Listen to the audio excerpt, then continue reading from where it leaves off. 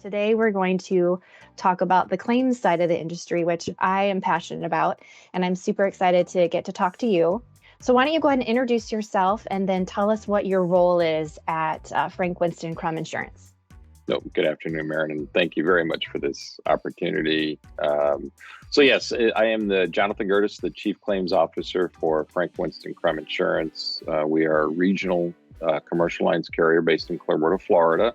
Earlier this year, the company itself celebrated its 20th anniversary. While we're an outsourced claim handling model, the claim department is actually made up of 30 people reporting up to me. I myself have been in the business 37 years. Always in claims. I've worked for a number of P&C carriers, 2 different TPAs, one of the largest self-insureds in the U.S., and consulted to the claim industry. Excellent. So tell me about kind of your evolution in claims. Where did you start? And then talk about your current position right now. Certainly, start. As many people in claims, I did not intend to be in claims. Fell into it somewhat by accident, was offered a underwriting training position with Allstate. They said no to that, I applied for an underwriting training position. They said no, but they offered me one in claims, took it. And like I said, 37 years later, still in it. It is an absolutely fascinating industry. So in the chief claims officer role that I serve, I truly view this as the pinnacle of my career. It's something that I've been working towards, virtually that entire time I've been in the industry. So what I am here to do is to help Frank Winston Crum Insurance achieve what I call the most effective and efficient outcomes on all of their claims. You think about it, claims is the largest cost, I'll use air quotes, for any insurance company or any self-insured. So we fulfill the promise of what that insurance contract is. That's all an insurance policy is. It's a promise to do something if something adverse happens, and claims is responsible for fulfilling that promise. So truly anyone in claims has a direct and potentially positive impact in determining the success of who they work for. Awesome. That's exciting.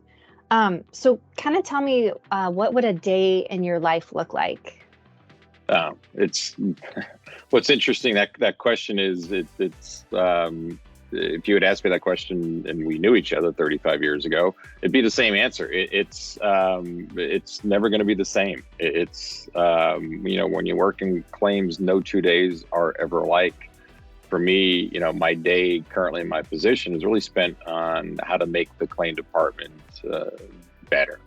Mm-hmm. And then I spend a lot of time in meetings with other departments and in reviewing, analyzing data. And then for others, in claims earlier in their careers, their days are spent interacting with policyholders, claimants, and others while trying to successfully, again, fulfill that promise of what the insurance contract is. I would echo that. Yeah, no day is alike, which is one of the things I love about about this position. What skills are needed to do your role, and then how does someone prepare? Like, do they need a certain particular certification or education, or what kinds of skills are you looking for in your claims team? No, that's a great question. So for my role, I think what has helped me be successful is being able to critically and strategically think. And that has changed as my career has progressed. So the carrier that I work for, we're growing at a sustained, impactful rate. So I have to prepare the claim department to be ready for an increase in claim volume. Knock on wood, it doesn't keep up with the increase in premium volume, but we know the claim volume is going to increase, and potentially the complexity of the claims. We're looking at new states, new lines of business. So how do we make sure we are ready for what underwriting and the sales and other production sides of the house are doing? And then for any role in claims, it's not going to be a shock to you. Patience is the key attribute. No matter what line of business you handle or at what level of expertise you are. As for how do you prepare, to me, it's just give it time. When I speak with new hires, trainees, interns, I ask them to give claims 2 years. I think at 2 years, you will know if claims is a job or if, in fact, it can be a career. And as we talked earlier, there are lots of different, even within claims, career paths, but you just have to give it time. And that circles back to just be patient. I love that you said that to give it 2 years and a job versus a career, because I feel like if you don't find a role in the insurance industry in those first 2 years, maybe that you like doing, there's something else out there. So I love that you said to give it a chance, give it 2 years. I think that's really good advice. Yeah, and Um, it's hard for folks when they first come in because truly claims is I tell folks you're starting behind the eight ball. I mean, the only reason you are chatting with somebody is because something bad has happened to someone, whether it's the policyholder for a first party loss or the third party because they were in an auto accident with your insured, or it's a general liability claim, et cetera. So that's the hard part for folks. And that's why I say it usually takes 2 years to decide this is a job or nope, I think I can do this as a career. mhm. And they can even look at different lines of business, right? Like what lines of business has been your primary focus in your career, or have you been able to dip your toe in all of them? I truly have touched all of them, Aaron, over the course of my career. I started out for Allstate, handling personal lines only. That's the high volume. That's the come in on a Monday morning, knowing it rained over the weekend in Florida, and you're going to have 20 new losses sitting on your desk for you, to then moving on to a commercial lines carrier. It was funny. Commercial lines was where I knew claims was going to be a career versus a job. Allstate is, as many of the large insurance companies are, it's all about the process. The company I worked for was called USF&G. It was where I learned that independent thought was very critical to the success in claims, and it was the commercial lines policies, the complexities of the policies, reading something and thinking you know it, and then having somebody push back and offer a line of thought. You were like, that makes sense. I hadn't looked at it that way. So yeah, that's where when I went into commercial lines, that's where I truly knew that it could very much be a career for me. Awesome. Yeah, I haven't had the chance to work in the personal lines business except for in my own life, which I'm happy to have that background to help me with that. But yeah, I really enjoyed the commercial side of the insurance claims business too. What would you say is a common misconception about claims? So, pet peeve. It's the way folks outside of claims look at claims. Essentially, it's how hard can it be? You're writing checks. I mentioned a couple different times. It's the policy. It's the promise of the insurance policy itself, and generally, as I said, it's the only reason you're talking to somebody is because something bad has happened to them. So, but at the same time, claims can be so challenging because of that, but it also can be very rewarding, whether you're helping a policyholder and or a claimant work successfully through the claims process. Yep, I would agree with that. It's not just writing a check. You have to make sure that the check you're writing is the right amount and it's going to the right people and that it's going to settle all the matters. And that there's coverage for it too, right? You don't want to just write checks for claims that aren't covered necessarily. No, Um, absolutely. That's the front end, yes. yeah. Let's see. What is your favorite thing about working in claims? And then what is the most challenging thing about working in claims? So I'll maybe look at it a little differently. For me, I'm very good claim technically, but selfishly, I think I have made a much better manager leader within claims organizations. So I'll answer the question from that context. So for me, the good part is really helping people advance their careers. So it's the identification of talent, working with someone to set career goals, and then helping that employee achieve those goals. And truthfully, what comes out of that is the career path that they desire.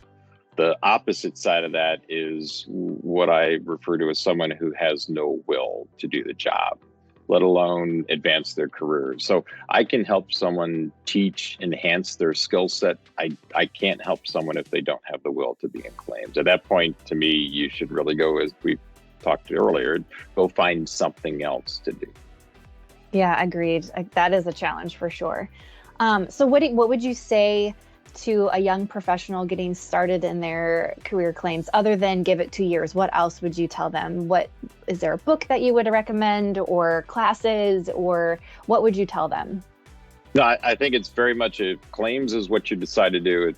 This is such a continuing education rich field. So it's certainly the institutes and the CPCU, and I started with my AIC, and then next I earned my SCLA, and then I eventually went on to earn my CPCU designation. So there is so much not only technical expertise that you can pick up, but also kind of that career enhancement designations. I mean, it really does, the CPCU from a designation perspective, that's the pinnacle. It opens a lot of doors, fosters a lot of conversations, looks good on the business card.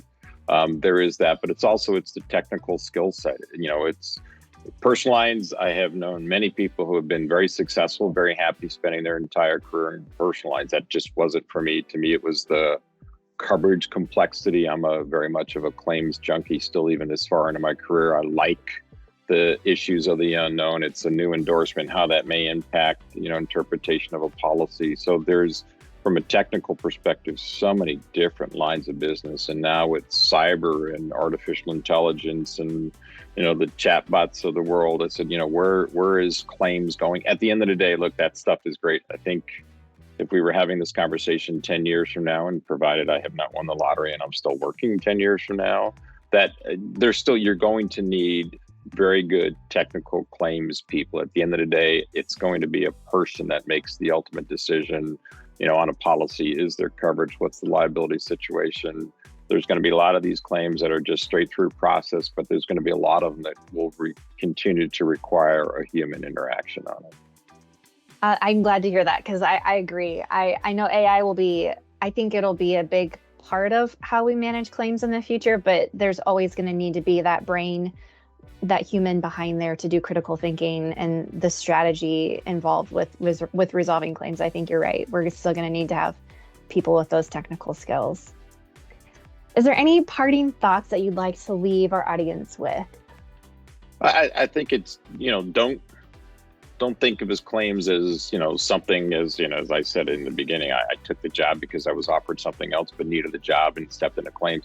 Claims can very much be a very positive, active initial career step for someone coming out of college, or truthfully, I don't even know if you need college any longer to do this. It can be, and there are so many different career paths. It's the technical path. It's picking up all that technical expertise, never managing people. It is managing people. It's getting into kind of that program management. It's the data analytics. It's we are such a data rich environment, but such a report poor environment. And it's when you do get reports, what are they trying to tell you? Where do you take it? It's managing vendors. It's looking at the legal side of it. There's, again, so many different things that someone can do. If you come in, you're hired, as a frontline personal lines auto adjuster, you hate it. There's many different, don't give up. There's many different things that you can do that, again, will offer so many different career paths for someone.